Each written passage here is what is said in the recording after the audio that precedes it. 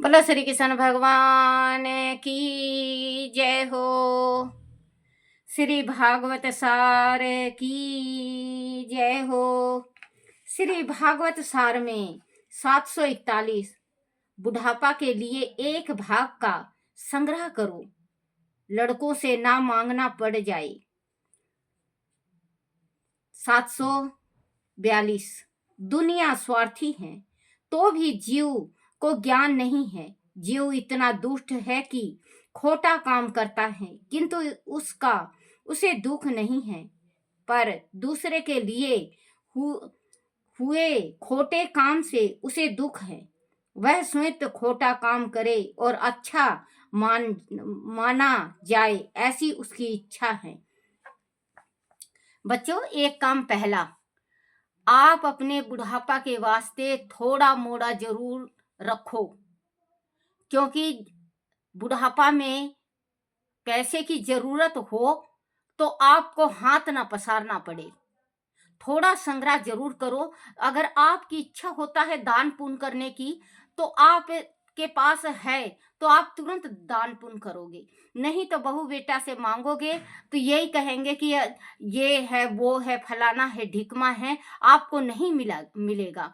तो जवानी से ही आप 2-4 पैसे जरूर अपने पास रखो, क्योंकि आगे बच्चेपन कट जाएगा, जवानी भी कट जाएगा। बुढ़ापा जिंदगी ऐसी जिंदगी है बच्चों, आपके पास है तो सारे आपके आगे पीछे हैं, और अगर आपके पास नहीं हुआ तो आपका जो तन का कपड़ा है वो भी साथ छोड़ देगा। दादी अम्मा का बात 100 का 100 सच है और संसार में हो रहा है ऐसा कि अपने जो कुछ भी है अपने मुट्ठी में रखो, क्योंकि मरने के बाद देखो हमारे बेटा बेटी का ही है, हमारा कुछ भी नहीं। ना कोई साथ लेके गया है बच्चों, ना कोई साथ ले जाता।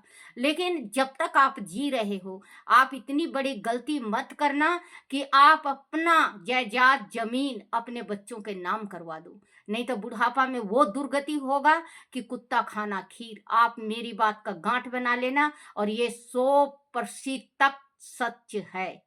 क्योंकि आप जाके मेरी बात नहीं मानो तो आप वृद्धाश्रम में जाके देखो उन स्त्रियों को, उन पुरुषों को, और उनसे पूछो कि आप लोगों के पास इस जीवन में कुछ था ही नहीं क्या। आप लोग बिल्कुल देखो बच्चों, जिसके संतान नहीं है उसकी मजबूरी है, वो अपने वृद्धाश्रम में सब कुछ दान दे के खुद ही चले जाते हैं। लेकिन जिसकी संतान है, जो मीठा बन के जो बच्चा छल करता है, उस बच्चे को भगवान 7 जन्मों तक माफ नहीं करता, क्योंकि उसको पता है, उस बच्चे को पता है कि मेरे माँ बाप के मरने के बाद ये सब कुछ मेरा है। लेकिन फिर भी कोई कोई बच्चा ऐसा होता है, 100 में 50 बच्चे ऐसे मिलेंगे आपको लालची, जो अपने माँ बाप का साइन ले लेते हैं और अपने माँ बाप को धक्का मार देते हैं, वो अपनी स्त्री के कहने से। कोई कोई एक बात बताऊं बेटा, बेटों से बुढ़ापा नहीं कटता, गांठ बना लेना आप। लड़का से बुढ़ापा नहीं कटता, बहू से कटता है। बहू 24 घंटा आपके पास रहेगी। बहू को बेटी बना के रखो तो आपकी जीवन धन हो जाएगा, सुखी हो जाएगा। और आप अगर बहू को दुत्कार रहे हो और बेटा को अपना रहे हो तो ये सोच लेना कि आपके आगे पीछे दोनों तरफ लात लगेगा, पेट में भी और मुंह में भी। आपको खाना भी नहीं मिलेगा और पानी भी नहीं मिलेगा। आप बहू को प्यार करो, बहू को बेटी समझो, दूसरे की अमानत लेके आए हो, उनके माँ बाप के जिगर का टुकड़े को लेके आए हो। आप अपने जिगर के टुकड़ा समझो, आपने अपनी बेटी दे रखी, आप ये सोचो कि कितना प्यार करते हो। आप अपनी बहू को अगर प्यार करते हो, आपकी बहू आपके 24 घंटा रहेगी, बुढ़ापा कट जाएगा। अगर आपको कुछ देना ही लेना है तो अंत समय में, जिस टाइम अंत समय होता है, बहू के वास्ते जरूर रखो। जिस टाइम अंत समय हो उस टाइम बहू को संभाल दो। ले बेटा, तूने बहुत सेवा किया और सदा सुखी रहे, और ये तेरी अमानत, और ये चाबी बहू के हाथ में दे दो। और उससे जरूर, बहू से ये जरूर कहना कि बेटा मैं सब कुछ तेरे नाम कर रही हूं, तू अपने बच्चों के नाम मत करना। जैसे मैं आज बुढ़िया होके और मैं जा रही हूँ, इस दुनिया को छोड़ के अलविदा कर रही हूँ, तुम भी कभी जाना, जब अपनी बहू को देना। बच्चों देखना, जीवन सुखी हो जाएगा। ये 100 पे 100 सच है आजकल का जमाना को देख के। बच्चों, मीठा बच्चा बोलता है, बच्चा मीठा आप भी बोलो। अगर बच्चा कहता है कि मेरे नाम कर दो, स्पष्ट कहो कि मेरे मरने के बाद बेटा तेरा है। कोई नहीं देता किसी को, कोई भी नहीं देता। आज मैं आपको समझा रही हूं, आप मुझे दौलत नहीं दोगे। अगर आप अमल करोगे तो आप सुखी रहोगे, नहीं तो वृद्धाश्रम में आपकी जिंदगी कटेगी। चाहे 4 पैसा हो अपनी मुट्ठी में, जरूर पैसे को दबा के रखो। इंसान खोटा कर्म करता है, खुद को नहीं दिखाई देता। वो सोचेगा कि मैं खोटा कर्म कर रहा हूं, मुझे अड़ोसी पड़ोसी भाईचारा, बेटा बेटी, पति सब कोई मुझे शाबाशी दे। और दूसरा का खोटा कर्म तुरंत उसको दिखाई दे जाएगा कि हाँ, ये बहुत खोटा काम है, ये गलत काम कर रही है या कर रहा है। तो बच्चों, वही कहते हैं कि अपना करना जरूर देखो, क्या किए हो, क्या कर रहे हो, क्या करना है, जरूर सोचो और देखो और विचारो, नहीं तो आगे बहुत पछताओगे। बुढ़ापे के लिए 1 भाग का संग्रह करो, लड़कों से ना मांगना पड़ जाए। दुनिया स्वार्थी है, तो भी जीव को ज्ञान नहीं है। जीव इतना दुष्ट है कि खोटा काम करता है, किंतु उसका उसे दुख नहीं है, पर दूसरे के लिए हुए खोटे काम से उसे दुख है। वह स्वयं तो खोटा काम करे और अच्छा माना जाए, ऐसी उसकी इच्छा है। 443 4 प्रसंगों में असत्य बोलना क्षमा है। 4 प्रसंग में 4 जगह झूठ बोलना भी सच के बराबर है। जो कोई झूठ बोलता है, जब भी सच के बराबर होता है। अगर वो झूठ भी बोलता है तो 4 जगह। अब 4 जगह आपको मैं पढ़ के सुनाऊंगी, आप ध्यान से सुनो। 4 प्रसंगों में असत्य बोलना क्षमा है। 1, किसी के विवाह प्रसंग में, जैसे किसी का विवाह टूटता हो, किसी लड़की का विवाह अगर टूटता हो किसी के वजह से, तो आप अगर उस टाइम झूठ भी बोल रहे हो कि ये लड़की सही है, या मतलब लड़की की शादी कर दो, ये है वो है फलना है ढिकमा है, अगर आप झूठ बोल रहे हो तो आप सच का समान बोल रहे हो, क्योंकि उस लड़की की गृहस्थी बसने वाली है और उस लड़के की गृहस्थी बसने वाली है। अगर गलत है पहले देखो, जिस टाइम फेरा हो उस टाइम नहीं, उस टाइम अपनाओ।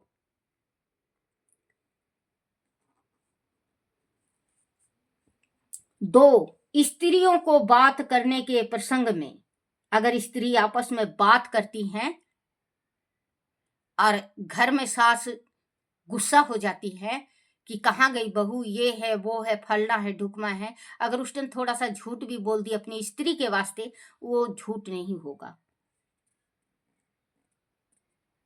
3, प्राण संकट में, जो प्राण संकट में, जिसके प्राण संकट में हो, अगर झूठ बोलने से उसका प्राण बचता हो, अगर झूठ बोलने से उस इंसान का प्राण बचता हो, तो झूठ नहीं होता, वो सच के बराबर होता है, क्योंकि किसी की जिंदगी आपने बचाई है। 3, प्राण संकट में। और 4, गो ब्राह्मण की रक्षा के लिए, गौ और ब्राह्मण के रक्षा के लिए। गौ, जैसे कोई गौ बांध के ले जा रहा है कहीं पे, वो करके ले जा रहा है, गौ को छुटाओ, गौ हत्या से बचाओ। एक एक गऊ अगर रोज कोई पाले, एक एक गऊ अगर अपने घर में कोई पालता है, तो गऊ आज जो भटक रही हैं ये गऊ भटकना बंद हो जाएंगी। पहले हर एक घर में 4-4 5-5 गायें रखी जाती थी और शुद्ध रोटी खाया जाता था, क्योंकि गऊ के गोबर की कंडा बनाते और उससे चूल्हे में जला के और रोटी बनाते थे, तो उससे बीमारी हटती थी, इंसान को बीमार वो नहीं करती। अब गैस के ऊपर सीधे ही रोटी बना के खाते हैं हम, तो गैस्ट्रिक है, सिर में दर्द है, कमर में दर्द है, गोटे में दर्द है, पेड़ों में दर्द है, छाती में दर्द है, सांस नहीं आ रहा है, बलगम ज्यादा है, नाक रुक रहा है। ये सब किस वजह से होता है कि हम डायरेक्टली रोटी सेक के खाते हैं। हम डायरेक्टली रोटी गैस पे सेक के जो खाते हैं वो नुकसान करता है हमारे शरीर का। जो हमारे शरीर में रक्त बहती है उस रक्त को गंदा करता है। तो हमेशा रोटी अगर सेको, गैस में सेक रहे हो तो तवाही में सेक के खाओ। उस गैस के ऊपर रोटी सेक के नहीं खाना चाहिए, उससे गैस बनता है। आजकल छोटे छोटे बच्चों का गैस बनने लगा है, छोटे छोटे बच्चों का, बड़ों का तो बात छोड़ दो। 4 गो ब्राह्मण की रक्षा के लिए। 744 संपत्ति का अच्छे मार्ग से उपयोग हो तो चाहे जितने विघ्न आवे आवे तो भी मन को शांति मिलेगी। पैसे का सत्य उपयोग ना हो तो मरने तक शांति नहीं मिलती। जिसके पास पैसा है तो सत्य उपयोग करो, उसका दुरुपयोग मत करो। सदुपयोग करोगे तो आपको मरते वक्त भी शांति मिलेगी। और दुरुपयोग हो रहा है, दुरुपयोग किसको कहते हैं? सट्टा खेल लिया, जुआ खेल लिया, शराब पी लिया, इधर उधर घूम गए, बदमाशी कर लिया, यार दोस्तों में मिल के पैसे उड़ाना, ये दुरुपयोग होता है। सत उपयोग इसको कहते हैं। आप मंदिर जाओ, प्रसाद बांटो, कन्या की शादी कर दो, कुआं बावड़ी बनवाओ, तालाब बनवाओ, किसी निर्धन को धन दो, अन्न डालो। अन्न ते बड़ा सबसे संसार में दान किसी चीज का नहीं है। अगर कोई भूखा को रोटी खिला रहे हो, बहुत बड़ा दान है। मन को संपत्ति का अच्छे मार्ग से उपयोग हो तो चाहे जितने विघ्न आवे तो भी मन को शांति मिलेगी। पैसे का सत्य उपयोग ना हो तो मरने तक शांति नहीं मिलती। 745 जो भगवान के नाम का प्रचार करता है, अर्थात भगवान की स्तुति की पुस्तकों को छपवा कर बांटता है तथा अन्य प्रकार से प्रचार प्रसन्न करता है, वह प्रभु को प्राप्त होता है। जो कभी जैसे कि आप हरिद्वार जा रहे हो, 100 गीता ले जो, 51 गीता ले जो, वहां पे गीता पाठ बांटो, शिव पुराण बांटो, छोटा बांटो। आप भगवान का प्रचार करो, भगवान की भक्ति का प्रचार करो। आप पढ़ के सुनाओ, किसी चीज को, ग्रंथ को पढ़ के सुनाओ, ये भी बांटना है। जैसे आज मैं आपके सामने पढ़ रही हूँ उल्टा सीधा, क्योंकि मैंने पहले भी आपसे कह चुका है, मैं पहले कह चुकी हूँ कि मैं बिल्कुल अंगूठा छाप हूँ, फिर भी मैं आपके सामने पढ़ती हूँ और आप तक लाती हूँ। ये भी भगवान की भक्ति को बांटना है। आज मैं भगवान की भक्ति को बांट रही हूँ, कल थोड़ा सा तो हमें पुण्य मिलेगा, और आप सुनते हो तो आपको भी पुण्य मिलेगा। जितना पुण्य मुझे उतना पुण्य आपको। और आप किसी के पास अगर बताते हो और शेयर करते हो तो 10 गुना आपको, और वो अगर किसी को और को कहता है तो 100 गुना फल उसको, क्योंकि ये बढ़ता जाता है। ये एक साइकिल के हिसाब से होता है। ये अगर मैं थोड़ा, आप उससे ज्यादा। जैसे आज मैं पढ़ के सुना रही हूँ तो आज मैं 50 है, कल आप सुन रहे हो तो आपका 100 है, आप दूसरे जगह शेयर कर रहे हो तो आपका 200 है, और वो उसके पास से तीसरे में शेयर कर रहा है तो उसका 300 है। इस साइकिल के जैसे होता है भक्ति।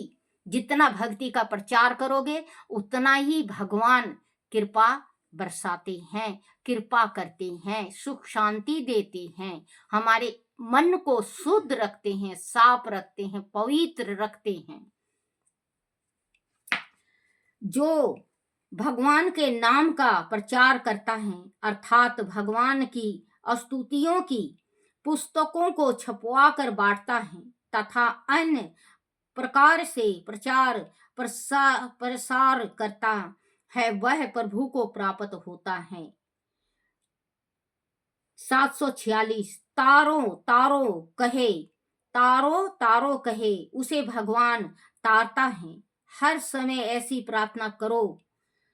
747 दान दाता को अभिमान नहीं होना चाहिए। जो वंदन करता है वह प्रभु को बंधन में रखता है। 748 शरीर अर्पण यानी अहंकार अभिमान अर्पण करना। दान देने वाला दीन ना बने तो दान असफल होता है। अगर दान कर रहे हो, आपके दिल में अभिमान है और आप अभिमान में भर के उसको दान दे रहे हो, तो आप दान करो या ना करो, वो दान के बराबर नहीं है, वो पाप लगता है। वो इससे अच्छा आप दान ना करो। कोई कोई दान करता है ना बच्चों, देखना, करेंगे 1 रुपए का और बताएंगे 10 रुपए का, वो दान थोड़ी ना होता है, वो तो दिखावा है। दान ऐसे करो कि एक हाथ दान करे तो दूसरे हाथ को भी ना पता चले कि क्या दिया। दान उसको कहते हैं। दान जो देना चाहिए, हमेशा नजर नीचे झुका के दान देना चाहिए। हे मेरे परमात्मा, आपने दिया, धन्यवाद, जो मैं इस काबिल हूं कि मैं आपके दिए हुए का थोड़ा सा मैं ब्राह्मण को दान कर रहा हूँ, मैं गुरु को दान कर रहा हूँ, मैं मंदिर में दान कर रहा हूँ, नीची नजर करके मैं अपने पुरोहित को दान कर रहा हूँ, मैं बेटी को दे रहा हूँ। आप बच्चों थोड़ा ये करके तो देखो। ये नहीं कि आप आंखों में आंख मिलाए हो, देखो दादी मैं 100 रुपए का चीज ले आई, वो चाहे 10 रुपए का हो, आपने इतनी बड़ाई कर दी, वो वहीं पे खत्म हो जाता है। आपने दिया, आपने सब जगह गा दिया, कोई फायदा नहीं, उसका दान नहीं लगता बच्चों। आप दान दो, गुप्त दान दो। जैसे अगर दान दे रहे हो सीधे हाथ से, तो उल्टे हाथ को पता नहीं चलना चाहिए, नजर में नहीं दिखना चाहिए। एक दफे नजर में दिखा, हाँ ये चीज दान करना है, दोबारा नजर में नहीं दिखना चाहिए, क्योंकि नजर में दिखने से मोह हो जाता है। उस चीज में मोह, मैं अगर मैं हुआ तो वो चीज खत्म हो गया। दान दाता को अभिमान नहीं होना चाहिए। जो वंदन करता है वह प्रभु को बंधन में रखता है। 748 शरीर अर्पण यानी अहंकार अभिमान अर्पण करना। दान देने वाला दीन न बने तो दान असफल होता है।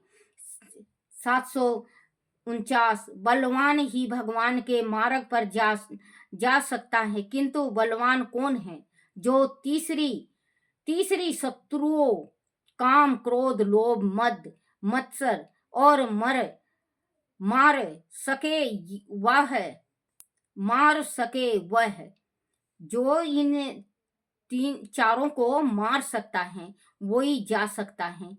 जैसे जो भीतर शत्रु को, जो आत्मा के अंदर शत्रु बैठे हुए हैं, जो हमारे से कार्य करवाते हैं गलत, उसको हमें मारना है।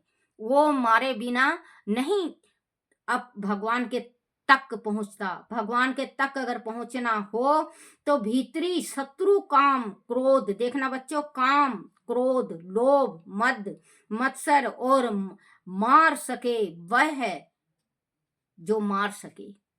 इसको मारता है वही भगवान के पास जाता है।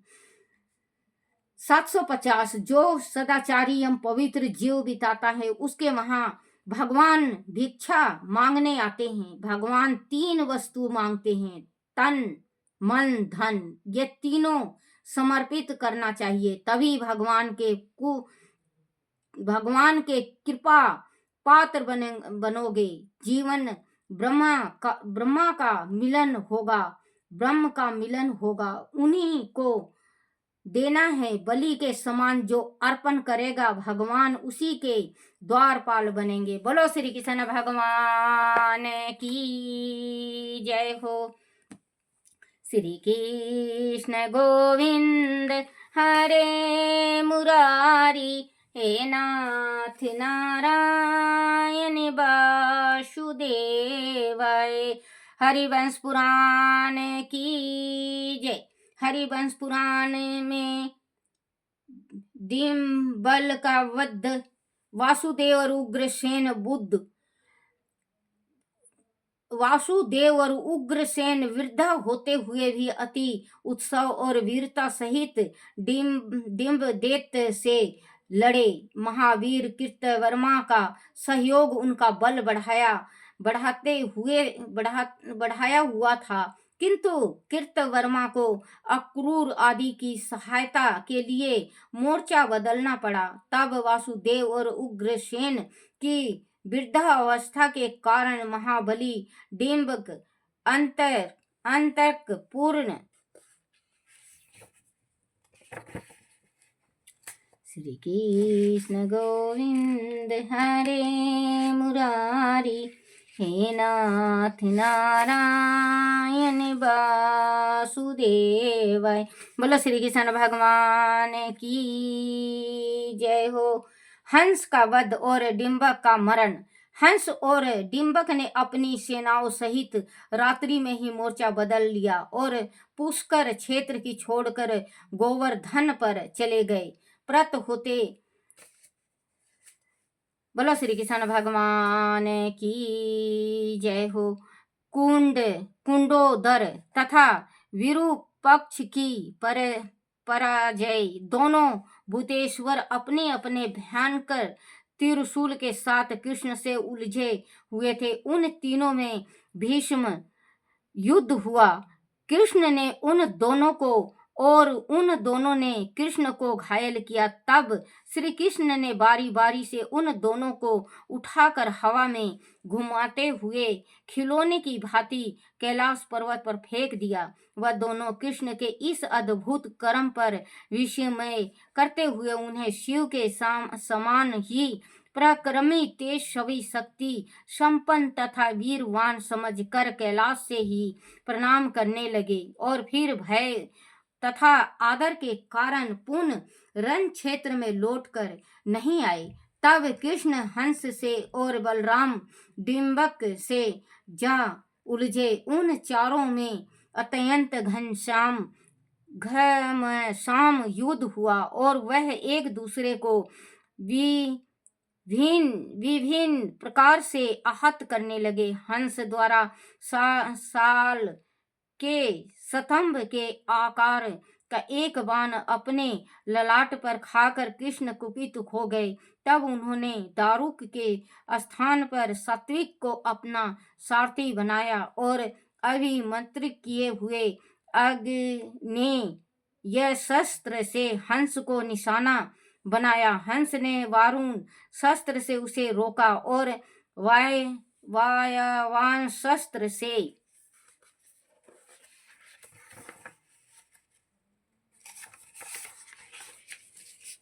कृष्ण को निशाना बनाया। तब कृष्ण ने महेंद्र शस्त्र से उसे रोका और महेंद्र सुवर शस्त्र हंस पर चलाया। हंस ने रुद्र शस्त्र से उसका निवारण किया। इस प्रकार उन दोनों में गंधर्व शस्त्र, राक्षस शस्त्र, पिशाच शस्त्र, यम शस्त्र, असुर शस्त्र, कुबेर शस्त्र आदि अनेक दिव्य शस्त्रों का आदान प्रदान हुआ। तब हंस ने ब्रह्म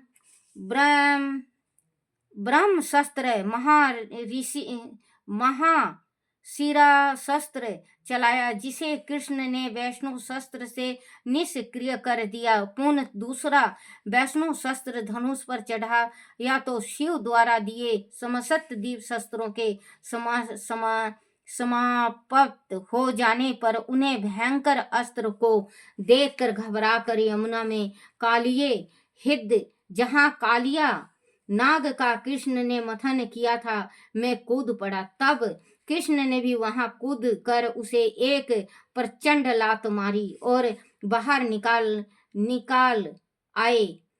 हे राजन, कुछ लोग कहते हैं कि कृष्ण जी की लात खाकर हंस मर गया, कुछ कहते हैं पाताल में चला गया। कुछ कहते हैं सर्पों ने खा लिया, किंतु आज तक वह लौट कर नहीं आया है, वह सत्य है।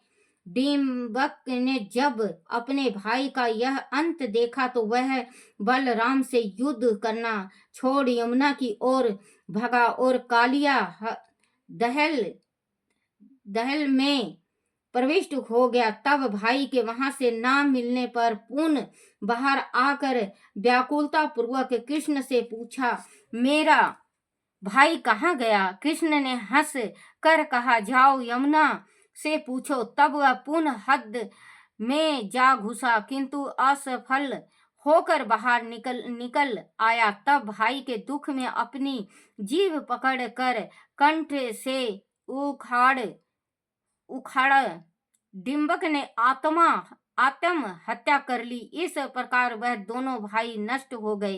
बोलो श्री कृष्ण भगवान की जय हो। श्री कृष्ण गोविंद हरे मुरारी, हे नाथ नारायण वासुदेवाय। बोलो श्री कृष्ण भगवान की जय हो। अपने अपने माता पिता की जय हो।